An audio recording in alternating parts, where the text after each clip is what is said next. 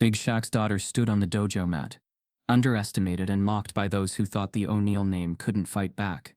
But in just 14 seconds, the dojo's coach was on the floor, and the whispers turned to stunned silence. The lesson wasn't about punches, it was about truth striking where it hurt most. This wasn't just a comeback, it was a quiet storm with Big Shaq's legacy at its core. Before we deep dive into this interesting story, subscribe to our channel, and tell us where are you watching from. Share in the comments below. It was a day too bright to carry shadows, yet shadows lingered beneath the surface. The sun spilled across the suburban streets, where picket fences lined neatly manicured lawns, and American flags fluttered proudly in front of doorsteps. The local karate dojo, its glass front reflecting the midday light, stood like a polished facade hiding something broken inside. On its clean white mat stood Arielle O'Neal, 10 years old, her dark curls pinned back, her small hands balled into fists, not of defiance, but of quiet resolve. Shaquille Big Shaq O'Neal stood at the far end of the room, his massive frame almost blending into the periphery. Despite his stature, recognized from magazine covers, NBA championships, and late-night talk shows, he exuded a presence both commanding and surprisingly understated. He was dressed simply, a charcoal gray hoodie stretched across his shoulders, hands stuffed in his pockets, leaning back as if the weight of his own fame were a burden he tried to make invisible. The parents scattered along the bleachers whispered, some nudging one another, eyes flicking from the floor to Shaq and back again, their voices a mix of admiration and something darker. Arielle's sensei, a man named Carl Dempsey, circled the students like a hawk. His voice cut through the quiet sharp with instruction. No slouching. Tuck those elbows. Discipline matters. His gaze fell on Arielle more often than the others, though his tone never rose above what might be considered strict. But there was something underneath it, something almost gleeful. She's only here because her daddy's Big Shaq, murmured a woman seated near the window, her voice low but not low enough. Money buys everything these days. Shaq heard her, of course. His eyes, usually warm and open, narrowed ever so slightly. He said nothing. His silence was heavier than any retort. He watched as Arielle hesitated for just a breath too long before moving into her next stance. The dojo's polished floor gleamed with an artificial sheen, but it couldn't reflect the unease thickening the air. Carl Dempsey circled closer to Arielle, his voice dripping with condescension masked as coaching. Try to keep up, O'Neal. This isn't basketball. No trophies for height here. The words were designed to cut. And they did. Shaq's lips pressed into a firm line. He didn't move, didn't speak. But the subtle shift in his posture was unmistakable. His shoulders squared, just slightly, his chin tilted up, not in defiance, but in a readiness that made even the nearby parents shift uncomfortably in their seats. Arielle's cheeks flushed, but she met Dempsey's gaze with a quiet stubbornness that belied her age. She adjusted her stance, fists tightening, as if drawing strength not from her own small frame but from the silent presence behind her. The other children glanced her way, some with pity, others with smug satisfaction. One boy whispered behind a cupped hand, and though his words were lost in the low hum of the dojo, his laughter was sharp enough to slice through the air. The sun outside cast long beams through the glass, illuminating dust motes that danced like careless spirits in the stale air. It was too bright for such shadows, yet here they were, sprawling invisibly across the polished floor. Shaq's gaze remained fixed on Dempsey, though he made no move to intervene. His silence wasn't born of indifference, but of calculation, a weighing of the moment, of the greater cost of an impulsive response. The audience, though they pretended not to notice, was waiting for the explosion, for the towering man to raise his voice, to demand respect. But the eruption didn't come. Instead, a deeper tension coiled beneath the surface, thickening like a storm cloud in a clear sky. Shaq's mother's words echoed in his memory, though unspoken. Sometimes the loudest statement is no statement at all. He'd lived by that. A man whose success came not just from physical prowess but from understanding the weight of his presence in a room. Arielle's movements grew sharper, more precise. Dempsey, perhaps sensing the shift, increased his pacing, barking instructions with a sharpness that bordered on taunting. Faster, O'Neal. What are you waiting for? Your father to bail you out again. The dojo was too quiet. Even the sound of bare feet sliding on the mat seemed muted. The parents on the benches fidgeted, uncertain whether to intervene or pretend they saw nothing. The dojo's front desk attendant looked up from her clipboard, her pen frozen mid-scratch. Shaq's voice, when it finally came, was low, calm, almost conversational. "Carl," he said, his deep timbre resonating through the room like a distant roll of thunder. Dempsey froze, his head snapping toward the bleachers. The silence that followed was a vacuum, pulling every eye in the room toward Shaq. The children stopped mid-stance. Arielle remained rooted, her fists trembling not with fear, but with the weight of the moment. "Maybe you should worry less about her name," Shaq continued, his tone steady, "and more about what kind of example you're setting." The words weren't loud, but they carried, they echoed, bounced off the walls, reverberated in the hearts of those watching. It wasn't a threat, wasn't even a confrontation in the traditional sense, but it was a challenge, wrapped in quiet authority. Dempsey's face reddened, a flicker of something shame, crossing his features. He opened his mouth as if to speak but found no words. Shaq remained still, his hands still buried in his pockets, his gaze unflinching. The silence stretched, taut as a wire, until finally, Dempsey turned away, his voice breaking slightly, as he barked, "Take 5, everyone." The students dispersed, murmuring in low voices, some sneaking glances toward Shaq and Arielle. The parents averted their gazes, pretending to check their phones or adjusting their jackets. Arielle stood alone for a moment, then turned toward her father. There was no need for words between them. In the quiet exchange of a glance, something passed. A shared understanding, a silent promise. Shaq's posture relaxed, but only slightly. The air was still thick with unspoken things, with the weight of history and expectation. As the afternoon sun shifted, casting sharper angles through the dojo windows, the shadows didn't disappear. They merely moved, waiting for the next crack in the mirror to reveal them. The dojo buzzed faintly with the sound of soft footsteps, the swish of fabric and the muffled thud of controlled strikes. From the outside it was an ordinary scene, a handful of students running drills under the watchful eye of Sensei Dempsey, a man whose polished smile concealed cracks deeper than the glossy floor beneath their feet. But inside for Arielle O'Neal, every whispered glance, every sidelong smirk felt like a blow far sharper than any karate chop. The weight of her last name hung around her neck like an anchor, heavier than any belt she could earn. The walls of the dojo, adorned with framed certificates and team photos, seemed to lean inward, pressing against her, crowding the air until it was thick and hard to breathe. She moved through her forms with the precision of a girl who knew she was being watched for every misstep, every falter. Around her, the other students mirrored the moves, but none carried the same burden. Whispers followed her like a shadow she couldn't shake, curling at the edges of the room where the parents sat.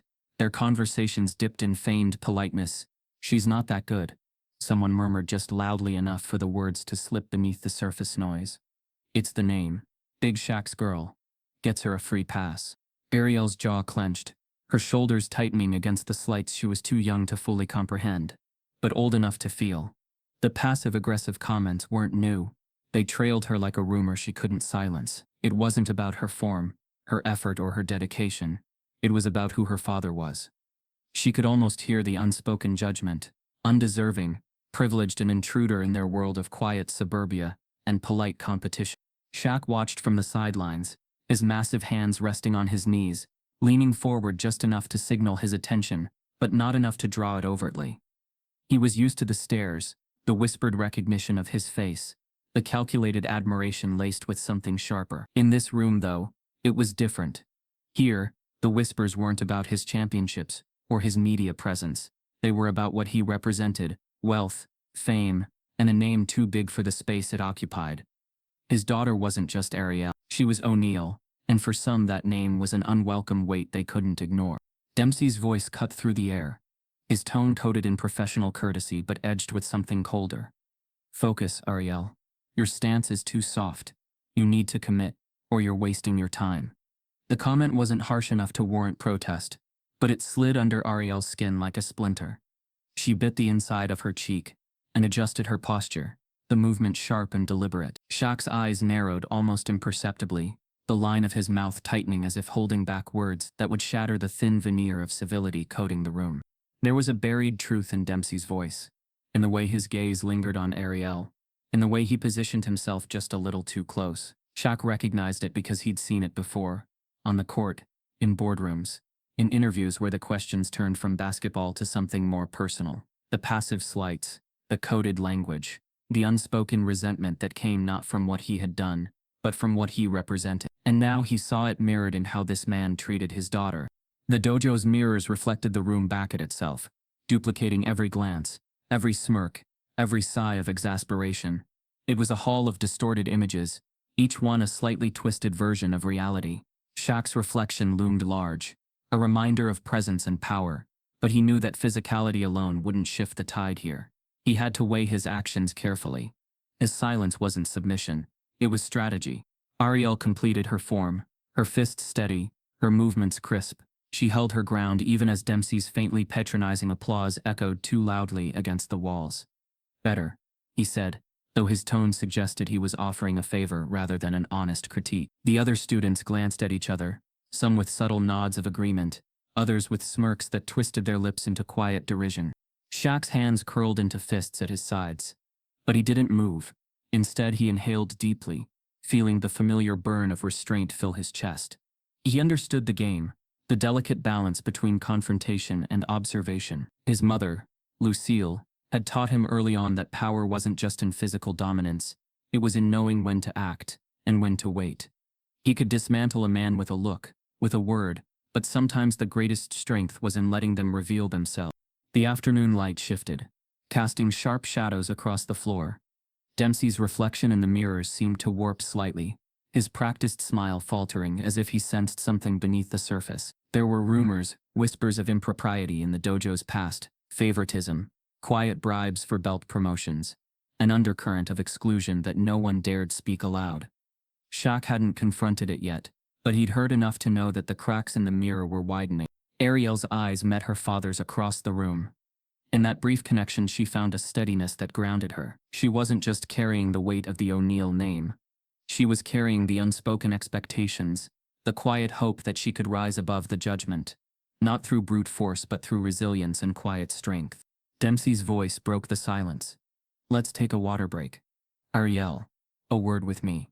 Shaq's muscles tensed, but he didn't move.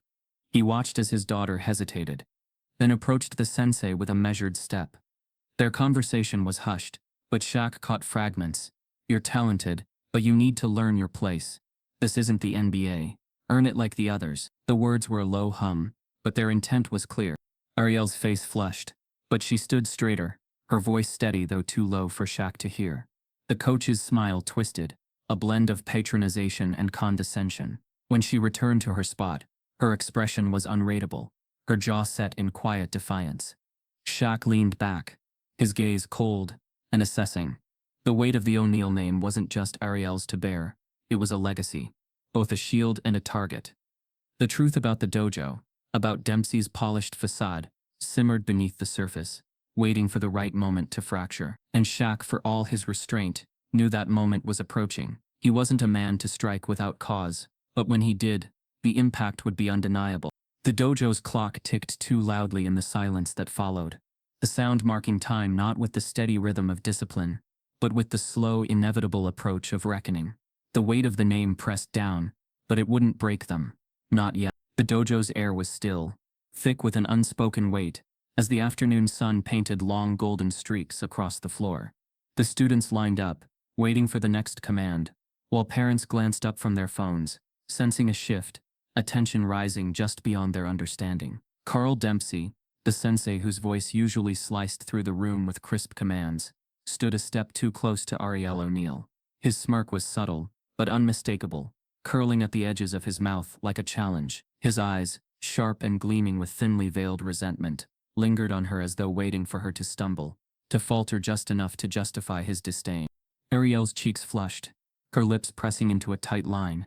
She felt the heat of his gaze not as guidance but as a silent accusation.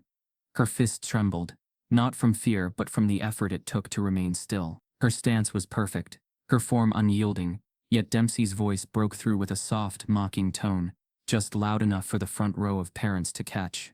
"O'Neill, this isn't your playground. You can't coast on a name here." The words hung in the air like a blade suspended, their weight heavy enough to still the murmurs of conversation along the sidelines. The other students, sensing the shift, froze in place. The sound of breath being held filled the space between words. A heartbeat passed, then another. Shaquille O'Neal, who had remained a silent sentinel at the back of the room, finally moved. He straightened from his relaxed position, his towering frame unfolding like a shadow, reclaiming its shape. The shift was so subtle that at first, it felt like nothing had changed. Yet as his gaze locked onto Dempsey's, the very temperature of the room seemed to drop, the tension coiling tight as a drawn bowstring. The parents' murmurs fell to a hush, their eyes darting between the sensei and the silent giant. Shaq's voice, when it came, was low and steady, resonating with a depth that silenced even the scrape of shoes on the mat. "Carl," he said, the single word carrying the weight of both a question and a warning. Dempsey's smirk faltered, his mouth opening slightly as if to retort, but no sound emerged. The pause was palpable, stretching thin like glass about to crack. Shaq took a slow, deliberate step forward, each movement precise, measured, like a man approaching not an adversary but a truth he had long been waiting to unveil. His voice, deep as a rumble of distant thunder, filled the space without rising in volume. "You think you're teaching these kids discipline, but you're just playing a role. You know that, right?" The words, spoken quietly, seemed to echo louder than any shout. The parents leaned forward, drawn into the sudden gravity of the moment. The students stood still, unsure whether to continue their drills, or wait for permission to breathe. Arielle, her stance unmoving, felt her pulse quicken, not with fear but with the realization that something long held back was about to break free. Dempsey swallowed, his throat working visibly. "I run this dojo," he said, his voice brittle beneath the practiced authority, "and I don't take kindly to interference." Shaq's expression didn't shift, but there was a flicker in his eyes, a glint of something deeper, an unspoken history surfacing for the briefest second. "You run it," he said slowly, "but you don't own it, and you don't own the kids who walk through that door. You think you can stand behind a title, behind a belt, and no one will see who you really are." The silence cracked like a snapped branch. Parents exchanged uncertain glances. A woman near the front gasped softly, her hand fluttering to her chest. The students, sensing the lines of control blurring, looked from Shaq to Dempsey, as though the dojo itself were shifting beneath their feet. Dempsey's face reddened, his jaw tightening. "You've got no right to come in here and accuse me of anything," he snapped, the veneer of professional control slipping. "You think because you're famous." Shaq's voice cut in, calm and unwavering. "It's not about fame, Carl. It's about respect. You've been taking advantage of your position for years, hiding behind those certificates on the wall. I've heard the stories, how you single out kids, how you humiliate them to keep them in line. I stayed quiet because I thought maybe I was wrong. But today you made it clear. You're not a teacher. You're a coward who hides behind kids because you're too small to face the truth." The words hit harder than any physical blow. Dempsey's posture crumbled, his shoulders drooping as though the weight of his secrets had finally been exposed.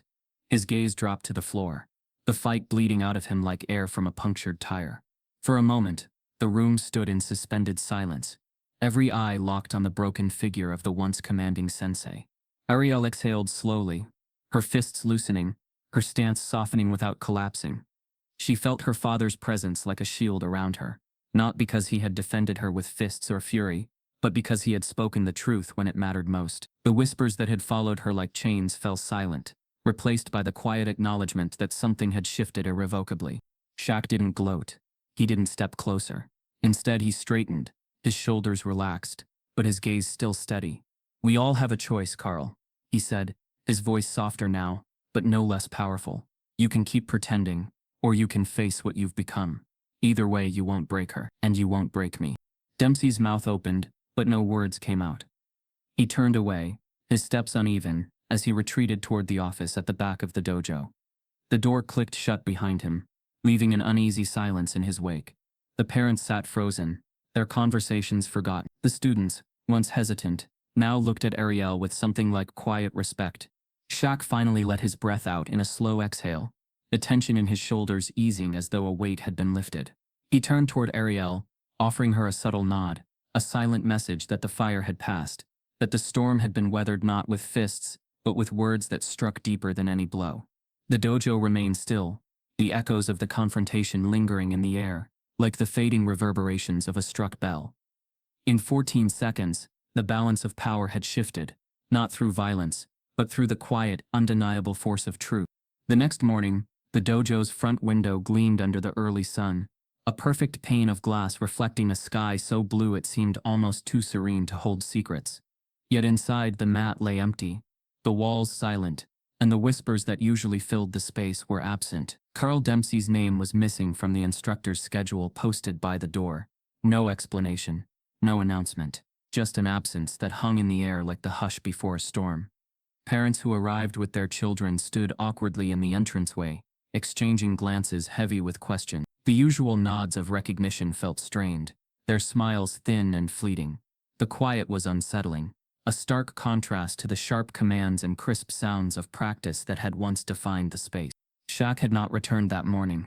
He sat instead on his back porch, a mug of black coffee cooling beside him, the air thick with the scent of dew-damped grass, and the faint hint of magnolia from the nearby trees. His phone buzzed quietly against the wood, messages flashing across the screen. Parents, reporters, old acquaintances, reaching out not for friendship, but for a story. He let it buzz, untouched. His focus was inward, a rare quiet that felt both foreign and familiar. He thought of his mother, Lucille, whose voice still echoed in his mind like a melody woven through his memories. Power isn't just what you can do, she'd say, her voice firm yet gentle. It's knowing when to speak, and when to hold silence like a shield.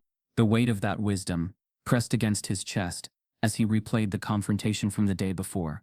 There had been no violence, no shouting, no dramatic exit, only a truth spoken plainly, a mirror held up to a man who had hidden behind authority for too long. Shaq could still see the way Dempsey's face had fallen, the way his words had caught in his throat, and his posture had crumpled under the weight of exposed truth. It wasn't a victory, not in the way the world measured wins, but it was a moment of dignity reclaimed, a ripple of change that had begun not with fists, but with the quiet, immovable force of truth. Arielle sat on the steps nearby, sketching absent-mindedly in a spiral-bound notebook, her pencil scratched softly against the paper, a gentle counterpoint to the stillness around them. She didn't look up, but Shaq could feel her presence as steady and grounding as the earth beneath his feet. He didn't need to ask what she was thinking. The set of her shoulders, the slight furrow between her brows spoke louder than words. She was processing just as he was, turning over the events in her mind, and trying to fit them into the world she thought she understood.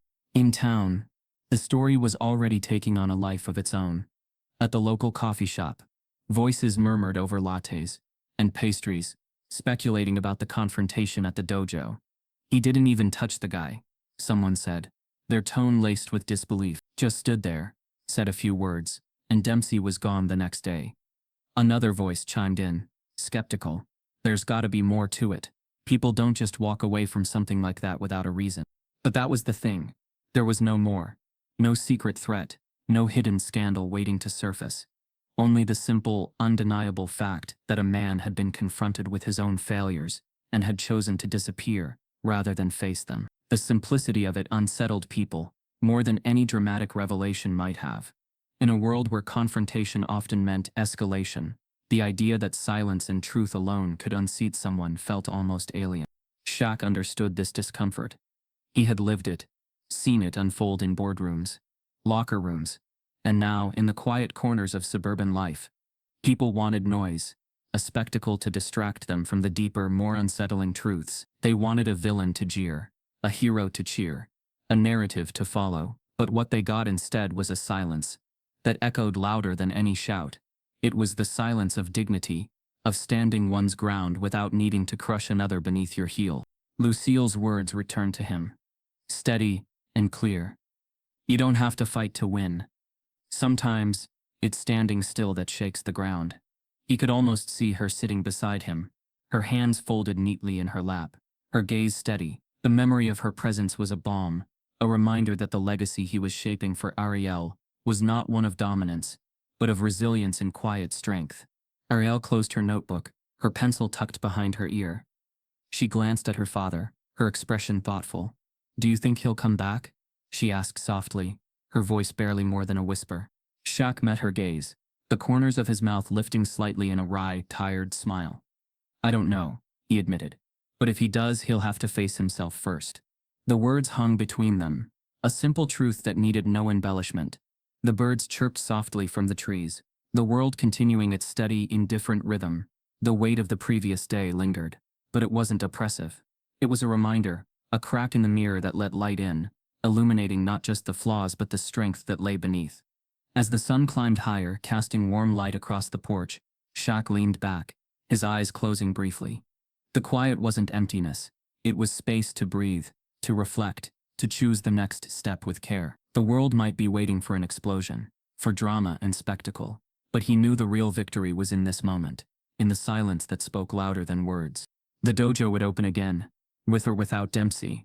The whispers would fade, replaced by new stories, new distractions. But for Shaq and Arielle, the lesson was indelible. Power wasn't about the noise you could make. It was about the truth you could stand behind, the dignity you could hold on to when the world wanted you to shout. In the distance, a breeze stirred the leaves, carrying with it the faint scent of magnolia, and the promise of another day. And in that moment, as the echoes of silence settled around them, Shaq knew they had already won. The silence that had settled over the dojo after Dempsey's sudden departure didn't last. By midweek, the whispers started again, this time outside the polished walls and onto the streets, at school gates, in coffee shops, and during neighborhood barbecues. The parents who had once murmured about Arielle's supposed privilege now spoke in hushed tones about what they'd heard. Stories emerged, fragmented and tangled, about bribes discreetly slipped under tables, favors exchanged for higher belt rankings, and special treatment for the children of well-connected families. No one could confirm the details, but the web of rumor tightened around the empty space where Dempsey's name used to be. Arielle noticed the shift in glances from her classmates at school. They no longer whispered about her family's wealth, but about something darker, more insidious. One afternoon, as she emptied her locker after practice, a small folded envelope slipped from behind her karate uniform. Her first instinct was to assume it was another taunt, a childish prank left by someone seeking to exploit the drama. But when she opened it, her breath caught in her throat. The letter was written in hurried, jagged handwriting on thin, crumpled paper. It wasn't signed, but the words cut clean and sharp. "You were never supposed to win." He made sure of it. "If you don't believe me, look in the file cabinet in the back office, top drawer, under miscellaneous. You'll see for yourself." The message was short, but it sent a shiver crawling up her spine. She read it again, her heart thudding, her fingers trembling slightly as she folded it and tucked it into her pocket. That evening, Arielle sat across from her father, at the kitchen table, the letter resting between them like a live wire. The air felt thick, a tension humming beneath the surface, as they both stared at the words. Shaq's jaw was set, his brows drawn together in a thoughtful frown. He hadn't said much when Arielle handed him the note, just read it slowly, and then folded it with a measured calm. But his silence wasn't indifference. It was a quiet rage, the kind that boiled just below the surface, held in check by years of understanding that violence wasn't the solution. "The file cabinet," Arielle said quietly. "Do you think we should—" Shaq held up a hand, not in dismissal but in quiet consideration. "We'll look into it," he said, his voice low and steady. "But we have to be smart. If there's something there, we can't just charge in. We need to know what we're up against." The next day, while the dojo remained officially closed for maintenance, Shaq arrived under the pretense of checking on Arielle's forgotten gear. The receptionist, a young woman with wary eyes, hesitated but let him pass with a polite nod, perhaps sensing the futility of stopping a man like him. He moved through the familiar hallways with a deliberate calm, his steps echoing softly against the polished floors. The back office was dimly lit, the door slightly ajar. Inside, the file cabinet stood against the wall, unassuming but heavy with the weight of concealed truths. Shaq pulled open the top drawer, his fingers brushing past folders marked with dates and generic labels. At first, it seemed unremarkable, until he reached the section marked miscellaneous. There, beneath a layer of innocuous paperwork, he found a thin folder filled with correspondence, emails printed out, payment records scrawled with initials, and a few grainy photocopies of checks with names he recognized from the whispers around town. Names of parents whose children had inexplicably leapfrogged others in rank, or who had received special commendations despite obvious mediocrity. At the bottom of the pile was a list, handwritten and marked with notations that chilled him. Next to each name was a simple code, P for paid, F for favor, and next to Arielle's name, a glaring X. His breath hitched, his pulse thrumming with a mix of anger and clarity. The letter hadn't been a prank. It was a warning, a breadcrumb leading to the truth. Dempsey hadn't just resented Arielle because of her family name. He had deliberately marked her as someone to be humiliated, to be held back, because she wasn't part of the corrupt network he had quietly built around himself. Shaq replaced the files with a surgeon's care, leaving no trace of his discovery. When he emerged from the back office, his face was a mask of calm, but inside the pieces were snapping into place with a clarity that left no room for doubt. Dempsey's departure wasn't a reaction to public embarrassment. It was a retreat, a calculated disappearance designed to shield himself from exposure. But the cracks in his armor had been revealed, and the damage was already spreading. At home, Shaq laid out the evidence on the table, spreading the documents like a map of corruption. Arielle stood beside him, her eyes wide with a mix of fear and determination. "What do we do now?" she asked, her voice trembling slightly, but her chin lifting in quiet defiance. Shaq met her gaze, his own steady and resolute. "We don't run," he said. "We let the truth do the work. We're not gonna shout it from the rooftops, but we'll make sure the right people see this." Quietly, firmly. "This isn't just about you, Arielle. It's about everyone who's been hurt by him. And it's about showing that standing tall doesn't mean you have to raise your fists."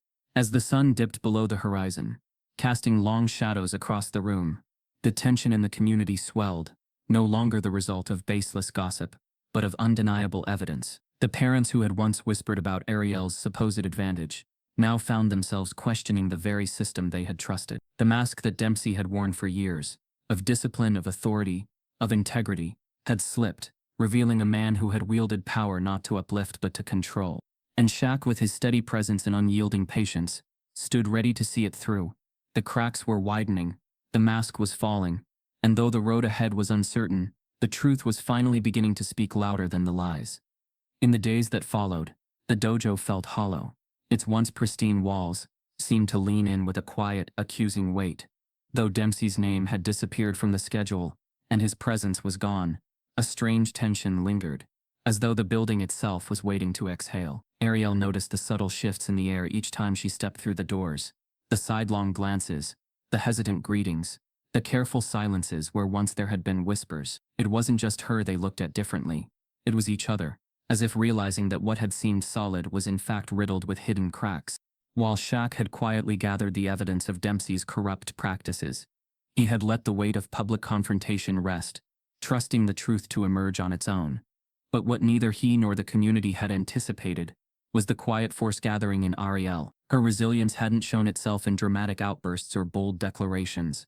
It was something deeper, steadier, a strength that unfurled slowly, like roots threading through the cracks left in the wake of her father's confrontation.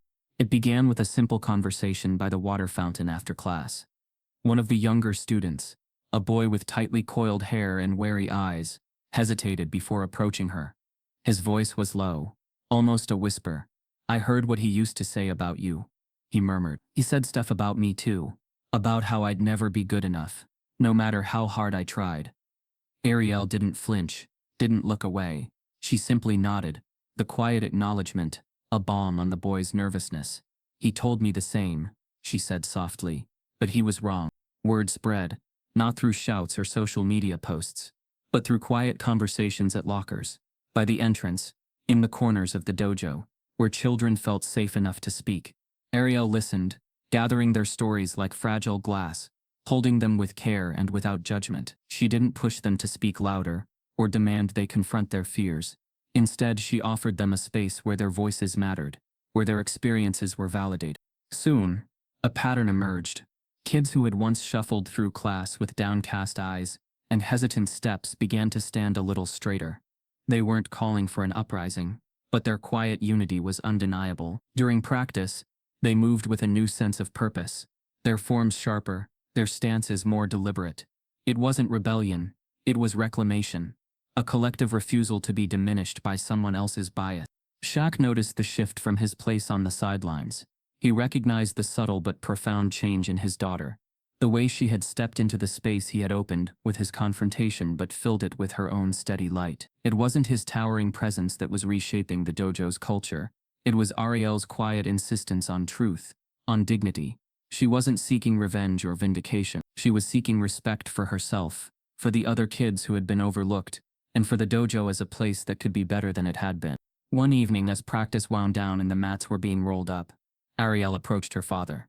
She held a simple notebook, its cover scuffed and corners bent, but its pages filled with neat, determined handwriting. "I've been writing down what the others said," she explained, her voice calm but edged with resolve.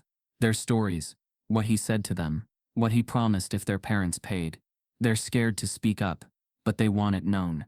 They trust me to tell it." Shaq took the notebook, turning it over in his large hands. The pages were filled with names, dates, snippets of overheard conversations, and subtle notations of injustices that had once gone unnoticed. His throat tightened, a mixture of pride and sorrow welling in his chest. "You didn't have to do this," he said quietly. Arielle's gaze didn't waver. "I couldn't not do it," she replied. "They needed someone to listen. And I'm done being quiet just because I'm supposed to." The next week, the quiet strength of Arielle's leadership reached a new peak. Parents who had once dismissed whispers of Dempsey's favoritism now approached her with questions, their tones cautious but curious. One mother confided that her son had told her about late-night calls from Dempsey, promises made in exchange for payments she hadn't known about. Another parent admitted noticing how certain kids advanced too quickly while others were held back for trivial reasons. Arielle listened to them all, never interrupting, her presence steady and reassuring. She wasn't just the daughter of a famous man anymore. She was the center of a quiet, determined movement.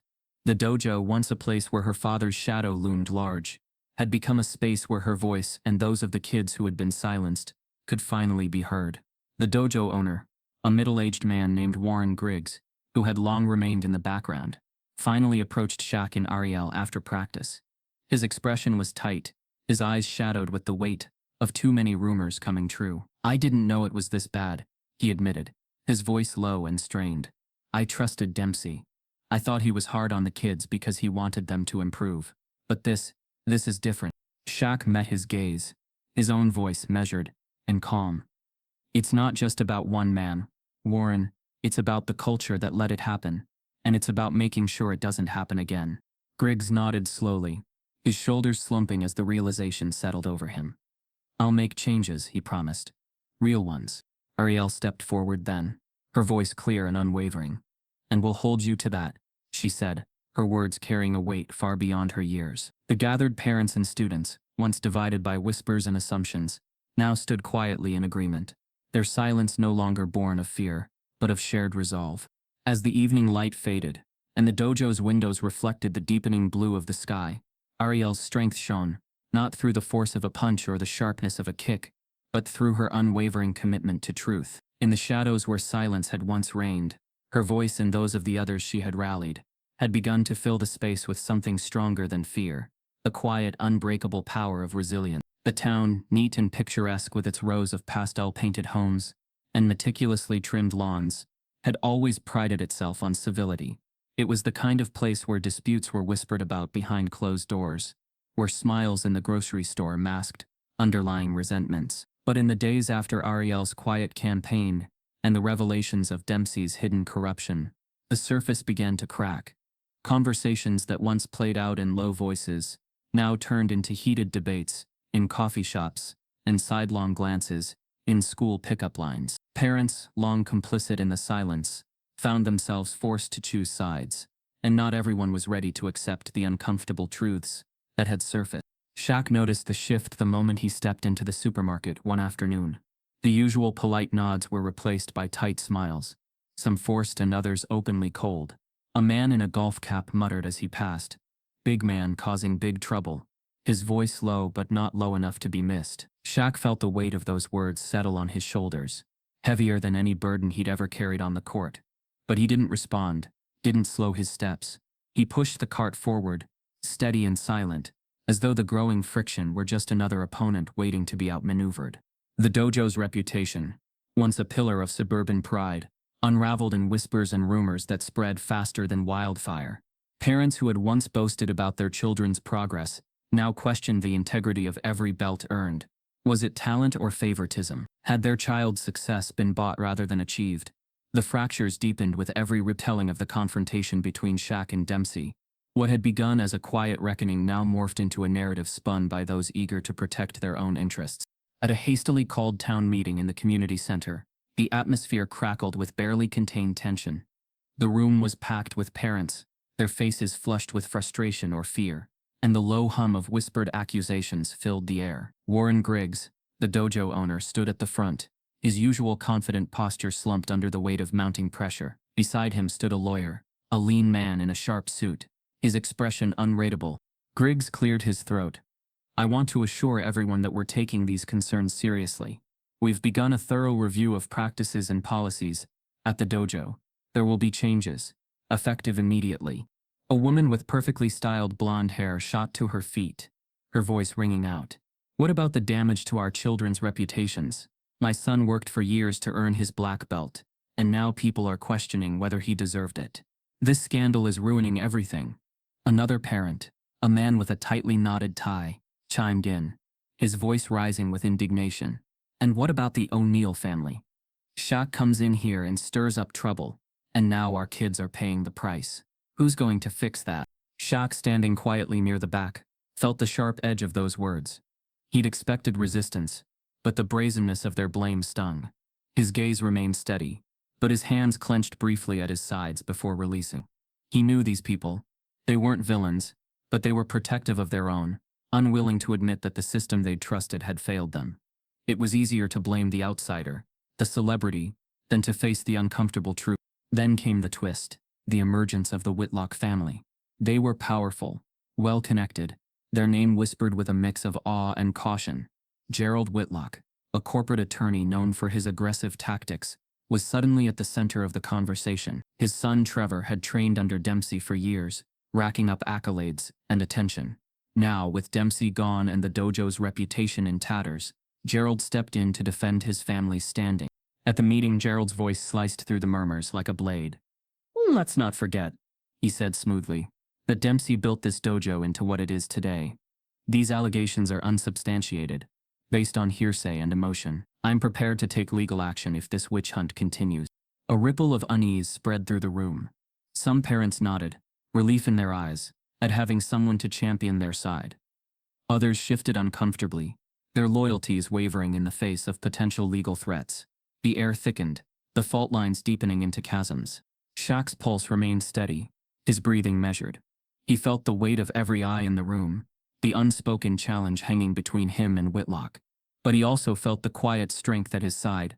Arielle standing tall, her shoulders squared, her expression calm and resolute. She didn't flinch under the scrutiny, didn't shrink from the whispers.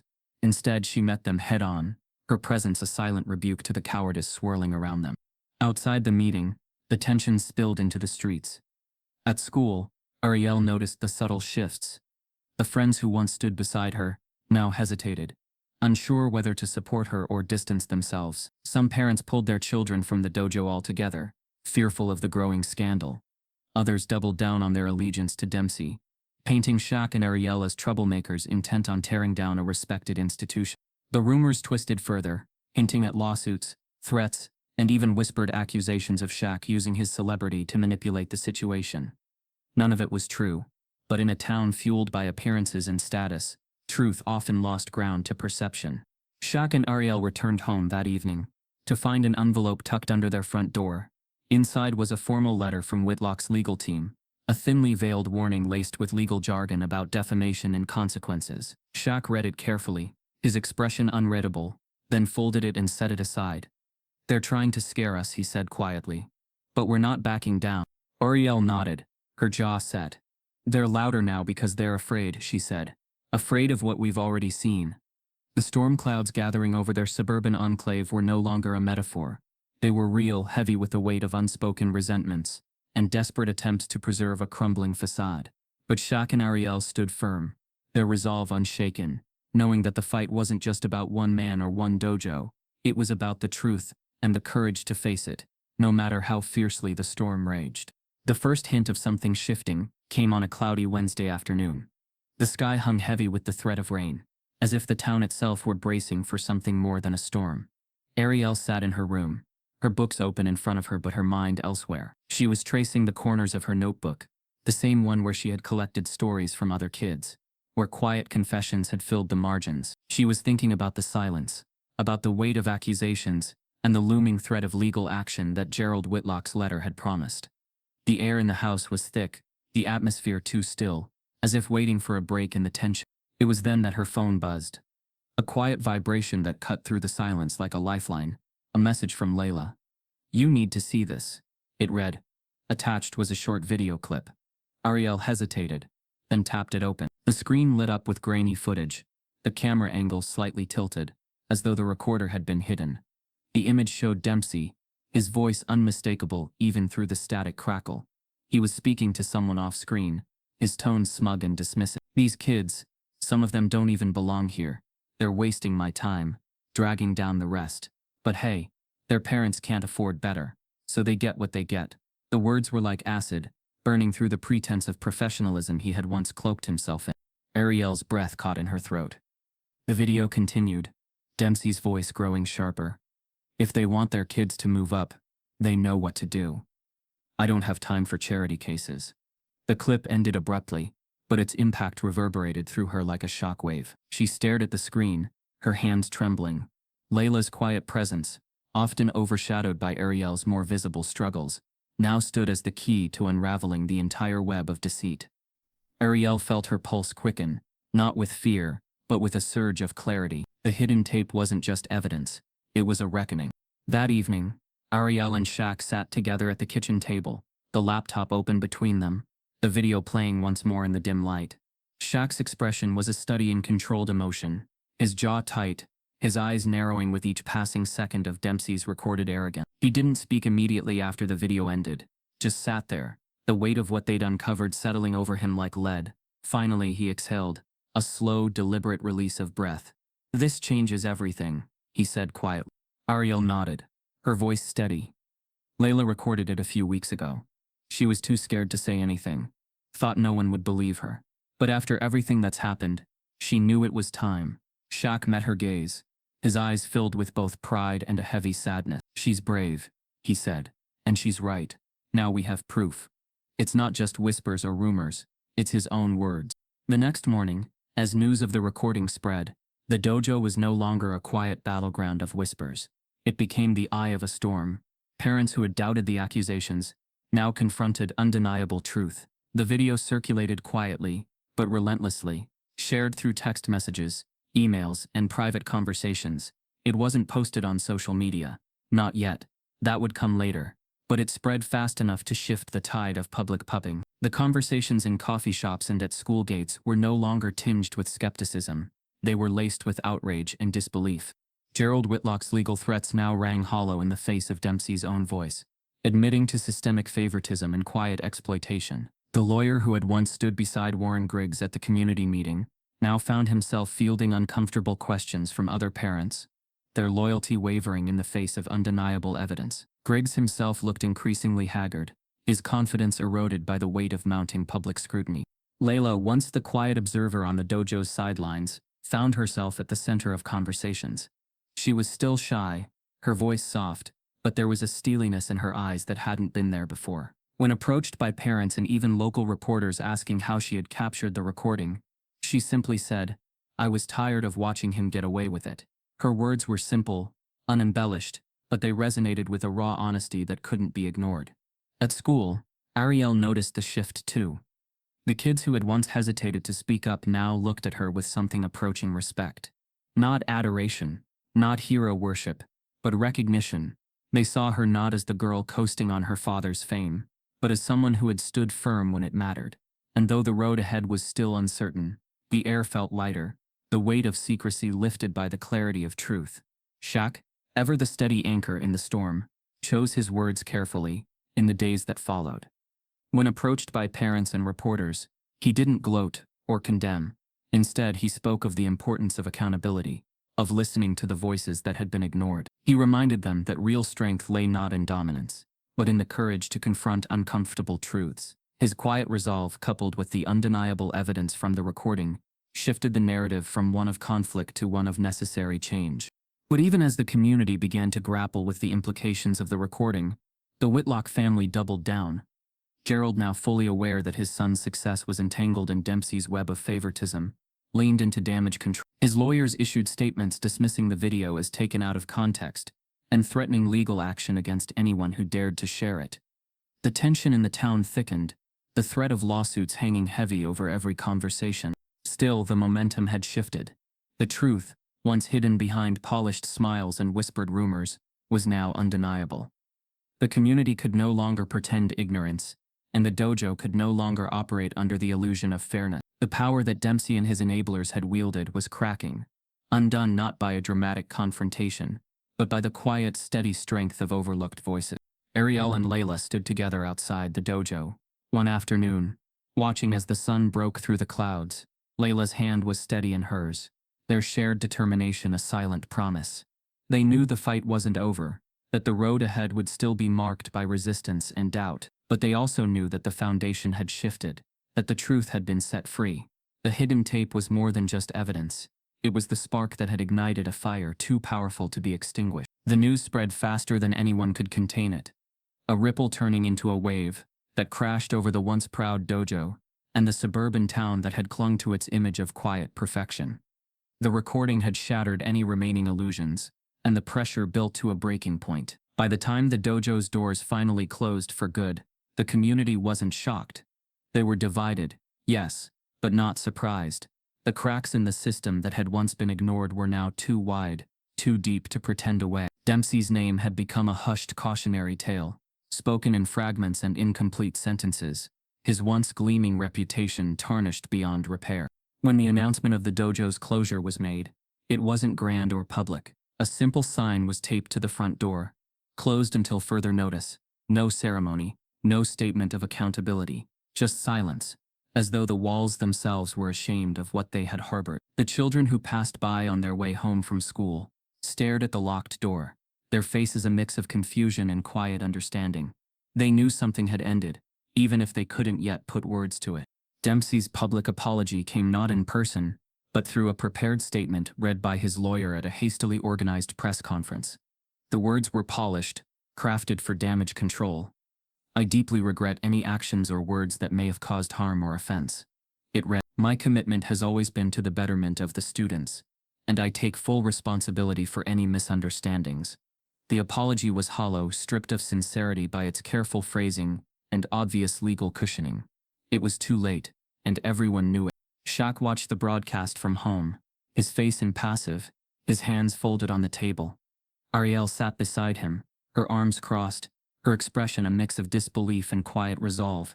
When the statement ended, Shaq didn't say a word. He simply reached for the remote and switched off the screen, the silence between them more powerful than any commentary could be. He had known all along that Dempsey's downfall wouldn't come with dramatic confessions or public self-flagellation. It would come with the slow, undeniable realization that the system he'd built had finally turned against him. For Shaq, the fight had never been about one man, one dojo, or one confrontation. It had been about dignity, about standing up not with fists, but with truth. It was about the quiet resilience that his mother, Lucille, had instilled in him, about knowing that real power wasn't in dominance but in integrity. He had carried that lesson through his life, through the bright lights of basketball arenas, and into the subdued shadows of suburban America. Now watching the fallout, he saw clearly how those lessons had taken root in Arielle, how she had carried them forward with her own quiet strength. In the days following the closure, the community shifted uneasily. Conversations at grocery stores and school events danced around the topic, touching it like a bruise that was too sensitive to press. Some parents expressed relief, others resentment. A few clung to the idea that Dempsey had been unfairly targeted, that the recording was a setup, a conspiracy spun by the O'Neills. But those voices were fewer and quieter, their conviction eroded by the clarity of the evidence. Most were simply processing, wrestling with the realization that the system they had trusted was flawed, that the pedestal they had placed Dempsey on was built on sand. The Whitlock family, once so quick to threaten legal action, withdrew their efforts. Gerald's bluster faded in the face of public scrutiny, his power dimmed by association. His son, Trevor, once the golden boy of the dojo, walked the school halls with his head down, his former swagger replaced by a sullen silence. He wasn't bullied.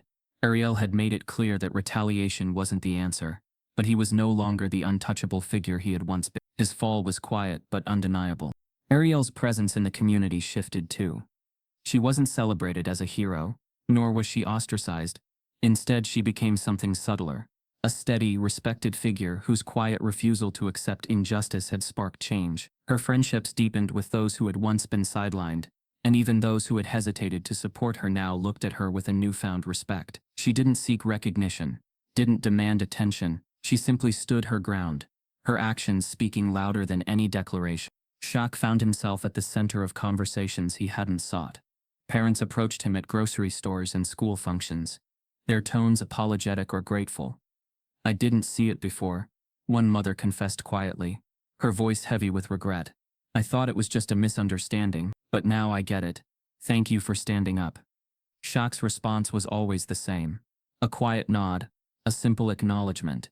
He didn't gloat, didn't lecture. He let them come to their own conclusions, knowing that real change wasn't something you could force. It had to grow from within. The final scene of the dojo's downfall wasn't a courtroom drama or a public spectacle.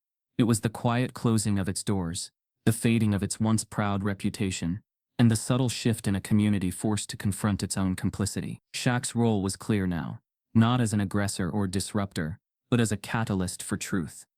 His intervention had been measured, his presence calm but resolute. He had stood not just for his daughter but for every child who had been overlooked, dismissed, or exploited. And in doing so, he had reminded them all that dignity wasn't about force. It was about standing tall in the face of injustice, and letting truth speak louder than any lie. As Shaq and Arielle walked past the shuttered dojo one evening, the sun dipped low on the horizon, casting long shadows across the sidewalk.